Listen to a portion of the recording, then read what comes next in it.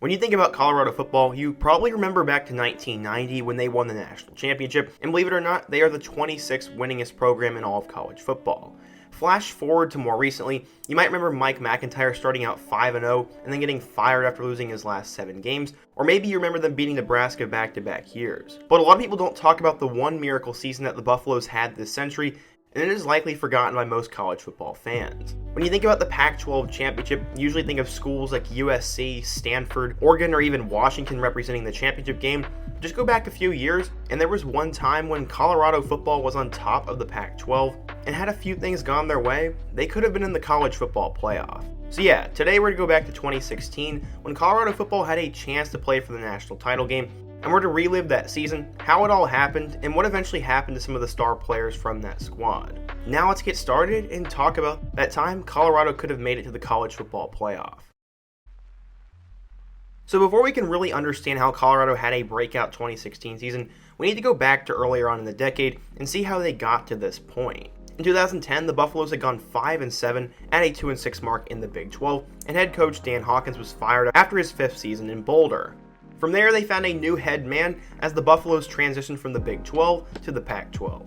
They were part of the South Division, and they hired John Embry to be their head coach, and he'd go 3-10 in their first year. Another name of note was that they had offensive coordinator Eric Bieniemy at the time, and he was in his first year with the program, and as we all know, he's one of the top offensive coordinators in the NFL with the Chiefs. Unfortunately, things did not go well for John Embry. He was fired after only 2 seasons and a 1-11 record in 2012. So who exactly did they look to be their next head coach, you may be asking?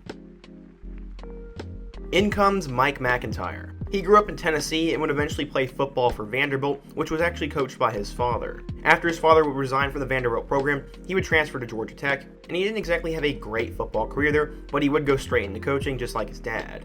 He started at Georgia and then became the defensive coordinator at a couple of small schools until he got his first head coaching job at University of Tennessee Martin. His first big job was the defensive coordinator position at Temple, and then he became the wide receivers and defensive backs coach for Ole Miss, and by the time the 2003 season had started, he had moved on to the NFL. He was with the Cowboys and the Jets for a total of 4 years before he became the defensive coordinator for the Duke Blue Devils.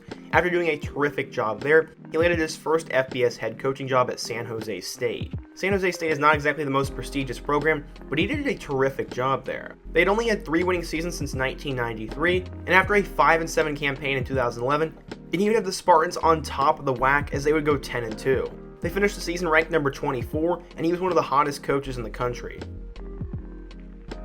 Going across the country a little bit back to Boulder, the Colorado Buffaloes decided to hire Mike MacIntyre to be their next head coach, and he was going to lead the program to new heights. Despite the Buffaloes going 1-11 the year before and being one of the top coaching candidates in the country, MacIntyre was excited to get to work at Colorado.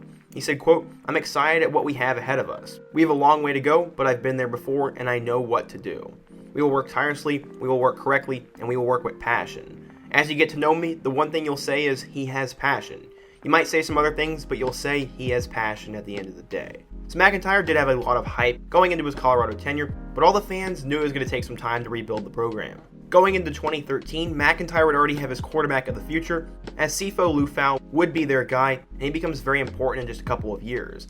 Other guys who were on the roster who are notable include Paul Richardson Jr., who was a star wide receiver for them that season and would have a pretty good NFL career. Unfortunately, Colorado would not do that good in his first year, as they would beat Colorado State, Central Arkansas, and Charleston Southern, but they'd only win one Pac-12 game, and that came against California. They finished the season at 4-8 with a 1-8 mark in the Pac-12, but things were going to be better. That's what they thought, and unfortunately the 2014 season was not a whole lot better. In fact, it was worse. They lost their first game to Colorado State, and besides wins over UMass and Hawaii, they lost 10 games on the season. To be fair, a lot of them were pretty close, and not a lot of bounces went their way, but still it was a 2-10 record and an 0-9 mark in the Pac-12, and a lot of people started to question MacIntyre's coaching abilities and if he'd be on the hot seat going into the 2015 season. Going into 2015, MacIntyre had some expectations ahead of him, and he was going to need to produce. The 2015 season did not start out well as they lost on the road to Hawaii, but they win their next 3 games over UMass, Colorado State, and Nicholls State, and they get to a 3-1 record, but looks can be deceiving as they drop their next 3, and going into the month of November, they were 4-4. Unfortunately, they had a pretty tough schedule left as they need to win 2 of their last 5 games to make a bowl, and somehow they'd get 13 games. They lost their last 5, which included 3 ranked teams, and they'd finish the season 4-9. I'm not exactly sure why they had an extra game, but even with that extra game, it would not do much, as MacIntyre would now have his third straight losing year, and he was somehow not fired after the 2015 campaign. They opened up with their rival Colorado State on a neutral site, and a lot of people predicted this to be an upset watch kind of game. The narrative around Colorado football would finally change though, as they would beat the Rams pretty easily, 44-7, behind 300 yards from Sifo, nearly 100 yards from Philip Lindsay, and 100 yards receiving by Bryce Bobo. After that, they took care of FCS level Idaho State, and they were 2-0 going into their matchup on the road with number 4 Michigan. The Wolverines would obviously be favored in this game, but Colorado would really bring it to Michigan at first. By the end of the first quarter, the Buffaloes had scored 21 points, and Michigan had only had 7, and they were leading by 2 touchdowns going into the second quarter. Unfortunately, this is where things would start to fall apart. Michigan would score 17 points in the second quarter, but Colorado would stop the bleeding as they'd score a 70-yard touchdown to open up the second half, and they'd take a 28-24 lead. From there, they just couldn't get it together for the rest of the game, as Michigan would score 3 straight touchdowns to win 45-28. But for a while, Colorado had put up a fight, and they had a real chance to win that game on the road against the number 4 Wolverines. Despite them losing, the narrative around the team was that they were actually good. But before we get into their next game, we have to revisit a major storyline that would happen in that Michigan game. Sifo Liufau would go down in the third quarter against Michigan with a hurt ankle, and he would ultimately be knocked out for the game, and some people say that is the reason why they lost to the Wolverines. So who was their backup? It was a guy named Steven Montez. You're more than likely familiar with him as he became a star quarterback for the Buffaloes after Sifo's time, but he couldn't get the job done against the Wolverines, and he'd have to make his first career start on the road against Oregon in their next matchup. It seemed like Colorado would be doomed, but the college football world was in for a surprise. Just like the Michigan game, they took a 16-7 lead going into the second quarter, and at one point were up 23-7. But Oregon would come back, and by the time the fourth quarter had arrived, the Ducks had taken a 38-33 lead. With just under 10 minutes to go though, Steven Montez would lead the Buffaloes down the field, and he'd complete a pass to Bryce Bobo in the back of the end zone, which was a SportsCenter top 10 one-handed grab, and this would ultimately be the game-winning play, and the Buffaloes would survive 41-38. After the game, they were 3-1. Mike MacIntyre was crying on his way out, Bryce Bobo was all over SportsCenter's top 10 list, and Steven Montez had made history. He ran for 135 yards and a touchdown, and also threw for 333 yards and 3 touchdowns as well, making some Colorado fans believe he was actually the future of the team and was going to lead them to the promised land. Following a dominant win over Oregon State the next week, they were now 4-1 and ranked number 21 in the country, going into their matchup on the road with USC. Montez would make his third straight start, but the Trojans would get out to an early 14-0 lead. The Buffaloes wouldn't get on the board until the third quarter when Philip Lindsay had a trick play that went 67 yards to Bryce Bobo, and then after that, Bobo would catch another touchdown from Montez, and the game would be tied 14-14 with just under 10 minutes to play in the fourth quarter. Sam Darnold would lead the Trojans down the field and score, and after that, Colorado would respond with a field goal. It'd come down to one more defensive stand, but USC would end up converting, and they'd win that game, and Colorado would fall to 4-2. They would exit the rankings, and for the most part, America had begun to forget about them already, but Colorado was not finished yet. Right as the Buffaloes began to be forgotten, that's when they started to play their best football of the year.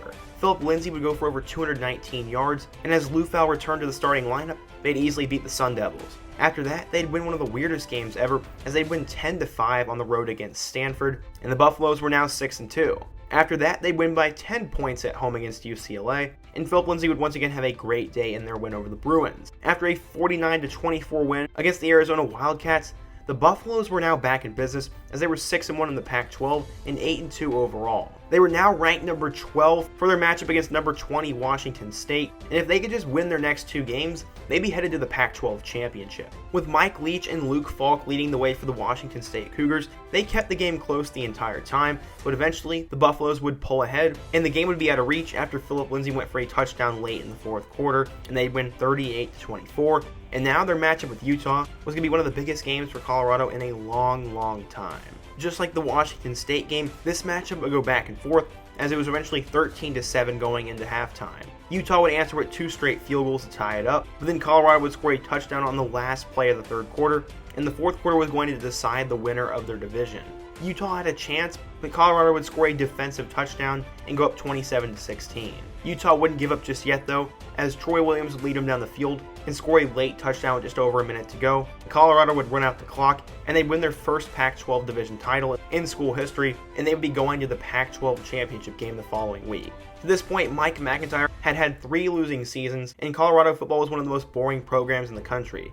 Now, out of nowhere in 2016, they had one of their most entertaining seasons ever, and they were headed to the Pac-12 championship, which is something no one expected, even on the most optimistic side. Unfortunately, the game would not go to plan, as Lufo threw 3 interceptions and was benched in favor of Montez, and he honestly couldn't do a whole lot better. The Huskies ended up winning 41-10, and they'd go on to the college football playoff where they'd lose to Alabama. This was really tough for the Colorado program, and I think it really broke some of the guys' spirits, as they were selected to play in the Alamo Bowl against number 12 Oklahoma State, but they once again played terrible in that game and lost 38-8 at the hands of the number 12 ranked Cowboys. Despite the tough ending, Mike MacIntyre would be given numerous Coach of the Year awards. The program had gotten a ton of hype, and honestly, the Buffaloes were pretty good. They're arguably the best defense in the Pac-12 and a top 5 offense as well, and he became the 5th coach in Colorado football history to be named Conference Coach of the Year. Colorado would have some pretty good players as well, as linebacker Jimmy Gilbert would be a first-team All-Pac-12 selection, and both Philip Lindsay and Jerome Irwin would make the second team. The Buffaloes had finished the season 10-4,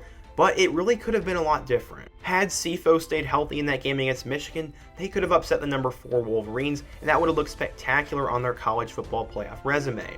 From there, they would have had a loss against USC, but had they had made a late stop in that game, they could have gotten the ball back and won that matchup as well. At that point, let's just say they have 1 loss going into the Pac-12 championship, and they'd be playing against Washington. As we know, the Huskies ended up going to the college football playoff, and had they just knocked off the Huskies, Colorado would have been 12-1 with a lot of really spectacular wins, and they definitely would have gotten that 4th spot in the college football playoff. I know it sounds a little bit far-fetched, but really if just 1 or 2 games had gone their way, the Buffaloes really could have found themselves in the playoff bracket in 2016. Unfortunately, it would all go downhill from there for Mike MacIntyre, as in 2017 he'd go back to his losing ways, as the Buffaloes would go 5-7. In 2018, things would actually look a little bit better, as Steven Montez was one of the best quarterbacks in the Pac-12, and they'd actually win their first 5 games of the year, including that absolutely thrilling comeback win against Nebraska that would spoil Scott Frost's home debut. They get ranked number 21 in the country at one point during the 2018 season, but after starting out 5-0, they'd lose their last 7 games, and Coach MacIntyre was fired, and from there they hired Mel Tucker, and after his 1 year at Colorado, we all know he left for Michigan State, and Carl Dorrell is now the head coach there, where he had a pretty surprisingly good 2020 campaign. So what happened to some of the other stars from that team? Sifo Lufau made the most starts in Colorado football history, and he actually set 98 Colorado records. He ended up going undrafted in the 2017 NFL Draft, but he would sign with the Tampa Bay Buccaneers, but unfortunately his professional career would never work out for him. On the other hand, Philip Lindsay became a household name in the Pac-12 in 2016, but on draft boards he did not go high. He ended up going undrafted, but was signed by the home state franchise of the Broncos, where he had a spectacular rookie year, and will likely be a solid contributor for the Broncos for years to come. Jimmy Gilbert had become an All-American for his spectacular 2016 numbers, but unfortunately he'd never really get a shot in the NFL. Overall, Colorado's 2016 season is largely forgotten by college football enthusiasts, but I still remember it quite vividly, and it was a lot of fun to watch. I've always found myself rooting for Buffalo's football, and I want to see them become a Pac-12 contender. Every year we see a couple Cinderella teams, and there's always some what-ifs, but Colorado really did have a legit shot at going to the playoff if just a few things went their way. Today's video was a lot of fun to make, and I really hope you enjoyed it, and if you did, be sure to leave your thoughts, give the video a like, and share it with your friends so it'll help more people be able to see it, and the YouTube algorithm will promote it to more college football fans. I'd love to know what team or season I could take a look at next, and if you are new here, be sure to subscribe. If you are still here though, check out all my other videos on the end screen, including my video about the 2015 Temple Owls run and how they could have been a playoff contender as well. I hope to see you guys again soon, but until next time, peace.